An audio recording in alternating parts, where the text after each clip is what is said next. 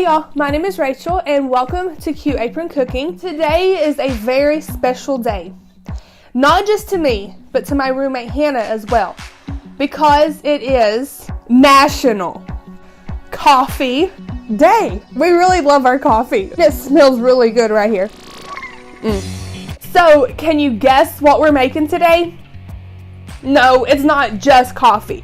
But what it is a decadent Mocha Fudge cupcake. So let's get started.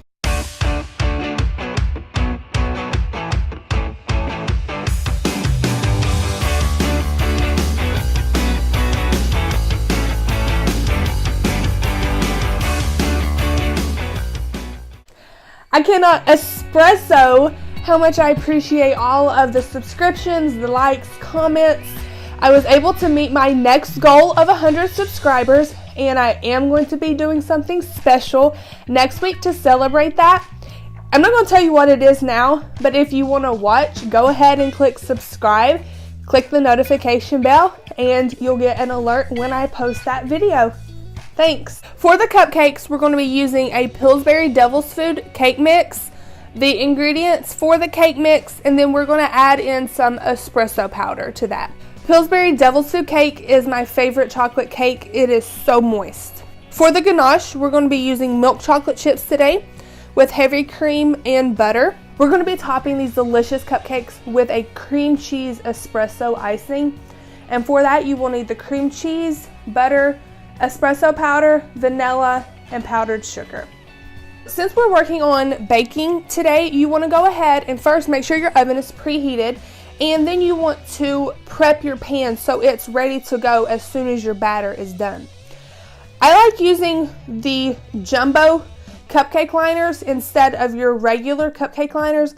They look more enticing. With using the jumbo cupcake liners, one box of cake will give you roughly 12 cupcakes. One thing I like to do when I'm making muffins or cupcakes is actually spray the inside of the liner. This just makes it easier for the cupcake liner to come off when you're eating it. As I mentioned before, we will be using espresso powder in our batter. You can find espresso powder in the baking aisle of Walmart, or at least that's where I found it, and you can also order it online. Several different places carry it. We'll be adding about 2 tablespoons of this, and that will add a nice coffee flavor to the batter. But if you want to simply enrich the chocolate taste of a cake, you can add a couple of teaspoons, and you won't taste any coffee in the batter at all, but you will have a richer chocolate taste. I'm going to go ahead and mix up the cake mix according to the package directions plus the espresso powder, and then I'll be back and we can start scooping the batter into the cupcake liners. Y'all, I am so glad to have my KitchenAid mixer back at my house. The last time I had to mix something up by hand, it about broke my arm. But if you want to know what I'm talking about, you should go watch the coconut cherry cake video that I put out a couple weeks ago. It's pretty funny. I'll have a link to that video in the description box, as well as a link to the entire recipe. I prefer to use a scoop anytime I'm making cupcakes or candies. For the jumbo cupcakes, you'll want to use a scoop that measures 1/3 cup of batter. And you want it to be a level scoop. You don't want to scoop and leave like a bunch on the top. You want it to be level. Since these are the jumbo cupcakes, they'll need to cook a little bit longer than your regular cupcakes. I'm sorry, Hannah is licking the bowl over there. I can't help it. But you'll want to check these after 15 minutes and then judge how much longer you need to bake them after that. When I made the chocolate eclairs, I did a ganache in that video as well. Today's ganache is going to be thicker, and it will be a filling for our cupcake instead of a drizzle like it was for the eclair. Another difference in today's ganache is we're going to be adding a little bit of butter to it instead of just the traditional heavy cream and the chocolate. This will give the ganache a little bit of a shine instead of a matte texture. First step for the ganache, you want to heat your heavy cream to a simmer. As soon as it starts to bubble around the edges, go ahead and add your butter and your chocolate chips and cover that. After you cover it, you'll want to let it set undisturbed for about 5 minutes. Now that the ganache has set for about 5 minutes, We're going to whisk it until it's completely smooth.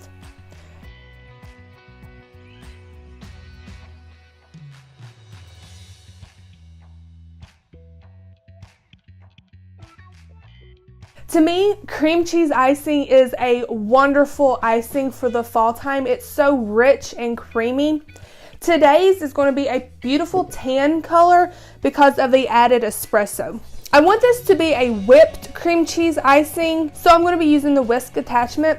You can use a handheld mixer if you don't have a stand mixer, or you could even mix this by hand if you really want to. Okay, we're going to start by whisking together the cream cheese, the butter, vanilla, and the espresso powder until it's nice and creamy, and then we'll add in the powdered sugar. You want to make sure that the cream cheese and the butter are both softened so you don't end up with any lumps. If you forget to set them out a couple hours in advance, you can microwave them for like 10 to 20 second intervals until they're soft. Just don't melt them. Oh my goodness, these are huge. They look delicious just by themselves. But one way you can check to see if your cakes are done is just press on the top. If they spring back, that means they're done. If they dent in, then they need to bake a little bit longer. After you make your frosting, go ahead and give it a taste. You might want to add more espresso powder depending on if you're a coffee lover or if you just want a little bit of a coffee taste. I had Hannah taste it and she kept saying more and more and more. So needless to say, our frosting is quite coffee-ish, but it's delicious. The best way to fill a pastry bag is to take it and fold it over your hand. You don't want to overfill it, and by folding part of it down, you have some to close to keep the icing in the bag. And just scoop it in and use your hand to scrape the icing off the spoon.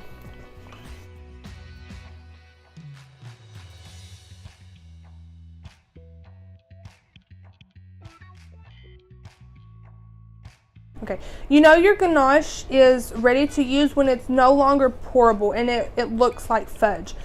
Just go ahead and give that a whisk so you can work with it easier. The tip that we're using to fill the cupcakes is just a long filler tip. I've used a coupler with this as well because it'll keep it from pushing the tip back into the bag. If you don't have a filler tip, you can simply take a butter knife or a spoon and just make a hole in your cupcake and spoon in the ganache.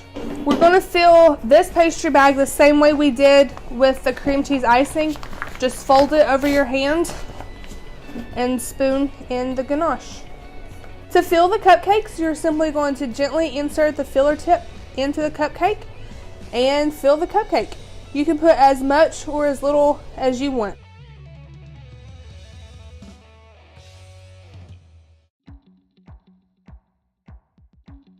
Now we get to icing these lovely cupcakes.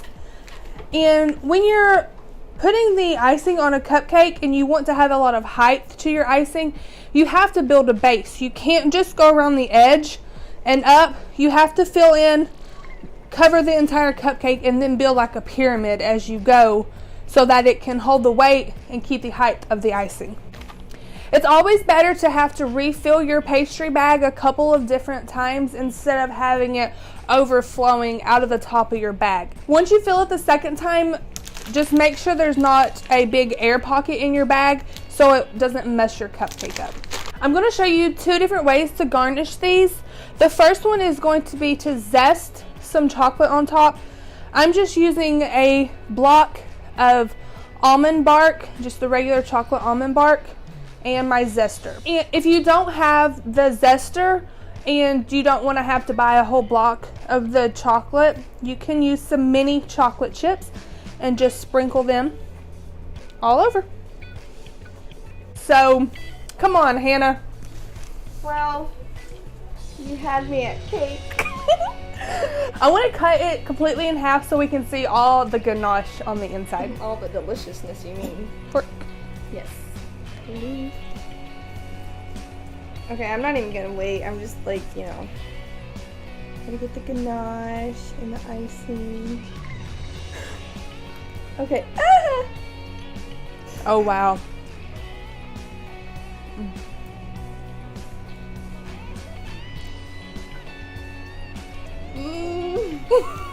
That is so good. The cake is so moist, and then with the added fudge on the inside, fantastic. Every coffee lover's dream when it comes to adding cake, chocolate, and coffee. No better way to end National Coffee and Mocha Day than with a mocha fudge cupcake. Bye guys, see you next week. Oh, bye.